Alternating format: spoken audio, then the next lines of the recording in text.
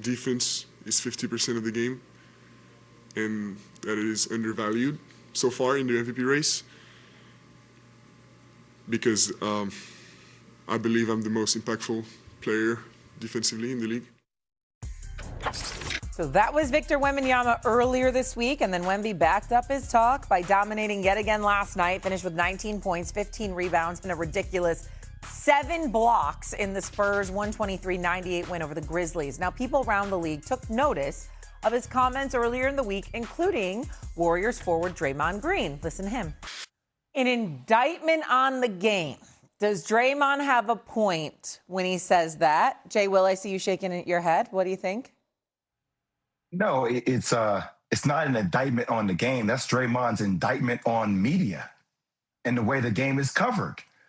And that's what he really means to say here. Because basketball people, like the people on this show, when Wendy or Stephen A. or I talk about Wemby, we're having conversations about him maybe being the most dominant player in the history of the game.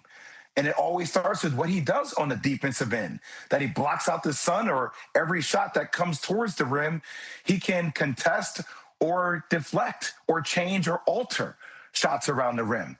We're talking about him in a historical context with Shaq in the way, even though Shaq wasn't as defensively minded as he was, like dominance on the defensive end. So to me, this has always been, whether it's Draymond with new media, whether it's Draymond and the way the game is covered, and it's such a large array of people that cover this game. I don't know why Draymond only focuses on those people that only focus on offense. Yes, offense sells. Yes, offense makes the game faster. Yeah, we're going to talk about, why do we love Cade Cunningham? Because he defends on both sides of the floor. He D's up and he tries to give you buckets. Why do we love Jaylen Brown? Because he tried to strap up SGA last night in the fourth quarter, and he's a two-way player. Why the players that we're talking about in the MVP conversation are playing on both sides of the floor, and it's meaningful to them in the way their DNA is built. So I think it's an indictment on media, not on the game of basketball. Wendy, what do you think? Yes, absolutely. This is, again, another straw man argument. Like, I love that Draymond is so loquacious. I love when he has these post-game sessions. He did that earlier this year when he thought he might get traded. He had a very raw, revealing discussion with the media about how he was feeling. And, like, athletes doing that, I think, is amazing. I want him to keep doing that. But this is, frankly, it's preposterous. Of course, the MVP has been based on defense for generations. I mean, Shai Gilgeous-Alexander is an excellent defensive player. All 4 years LeBron won MVP. He was first team all defense.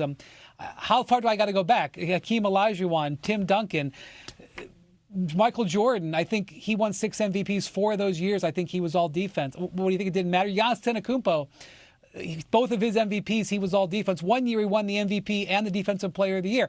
I think Kareem Abdul-Jabbar, Stephen A., I think he made all defense 11 times. I didn't look it up. I'm sure a bunch of them came in the years when he won all those MVPs.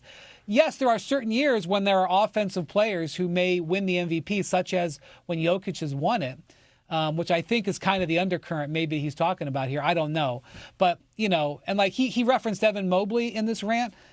Last year, from the beginning of the season to the end, everybody knew Evan Mobley was having a great defensive season. He won Defensive Player of the Year. He was second-team All-NBA. This is a straw man argument. He wants to take pot shots. Go ahead, but it's not based in reality. The media and the award voters have always recognized the importance of defense when selecting the top players. Yes, Victor said that, but we all knew Victor was going to be a great defensive player. That didn't sneak up on all of us. It wasn't like none of us knew. He was probably going to be the unanimous Defensive Player of the Year before he made those comments the other day. So go ahead and take pot shots. I got it. But the results of how the voting has gone for generations do not match what he is just saying. Listen, it's a straw man's argument to some degree. Not completely, Wendy, but to some degree you're right. And Jay's points are very, very valid as well. But can we really keep it a buck and talk about why Draymond Green said what he said? It's because Draymond Green is somebody that at times feels underappreciated. Do y'all know that Draymond Green is in his 8th consecutive year where he hasn't even averaged double digits in points? 8 straight years since he has averaged less than 10 points a game. and we call him a Hall of Famer, a future Hall of Famer. We remember that he's a 4-time champion.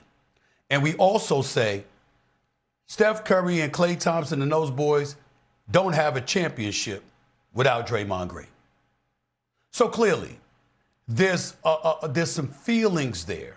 As an elite defensive player who was a former defensive player of the year, who was a top 3 candidate for defensive player of the year in this league on at least 3 or 4 occasions.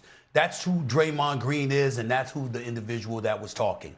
The problem that he has is, you know what, the lack of recognition for those who prioritize defense. And my point is, how come you ain't blaming the league? Look at the changes that was infused into the league. The league wanted more offense. The league has compromised defenders. You have all-world defenders, Hall of Famers who are retired, obviously, who've complained about what the league allows now compared to what they did back in the day. They want to be able to put their forearm on you. They want to be able to get physical with you. Now, you can get teed up, thrown out of a game, or at the very least get 6 fouls for passing gas. It's that damn bad sometimes in the NBA circles. Things have changed, okay? How come he didn't bring that up? Draymond knows that. Draymond knows that the media ain't guilty of that. It's the league, but he didn't say that because he's new media. And because he's new media, he's looking at the old guard or conventional media, and he's challenging us to cover the game in its completion. Wendy, I don't think he's completely wrong about that. I do think there are cases he can point to where us as media members could do a better job in highlighting stuff, you know, with the same energy, as they say. Keep the same energy, don't lose energy. Don't lose the intensity, keep the same intensity. I get that part. But you're also right in highlighting that it hasn't been ignored. We just haven't been as loquacious about it as he would like us to be. But here is where we drop the mic on Draymond Green when it comes to what he said. You know who else hasn't talked about it, Draymond? You. You've had your podcast for years. We don't hear you talking about that much because we listening to what you're saying. You listen, Wendy, don't you? Don't you listen to what he has to say, Jay? Haven't we all acknowledged how knowledgeable and what a basketball savant we believe him to be? We've said all of these things. We've quoted him on numerous occasions on his podcast, on his show that he owns. We ain't hear you talking about that before. So if you missed it, what you knocking us for missing it for? You do it for a living. And you didn't talk about it that much. That's all I'm trying to say. I will say when I heard the sound from Draymond Green, I felt like he was almost missing what we were saying. Like when we loved what Wemby was saying on Monday, it was because he pointed out how many times he beat the Thunder, the defending champs. He pointed out, yes, what he's doing defensively. And he also talked about how scoring points a certain way matters more. It was like the list he gave for his reasons of being MVP is why we all put it on blast and noticed it.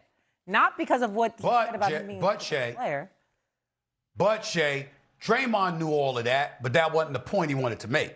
The point he wanted to make was the part about defense, because that's something he hangs his hat on.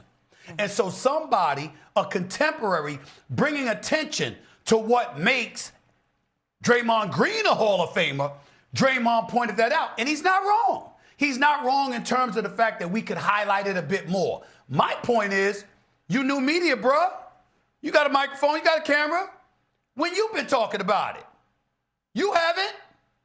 Yeah. You know, before Wemby came along and 7'5" and swatting everything out all over the place, you weren't talking about that. And you've been a top 3 candidate for Defensive Player of the Year on at least 3 or 4 occasions. Plus, you won the damn award, and you didn't highlight it. What you talking about us for? You didn't do it. That's my point. Also, Jay Will, you're the only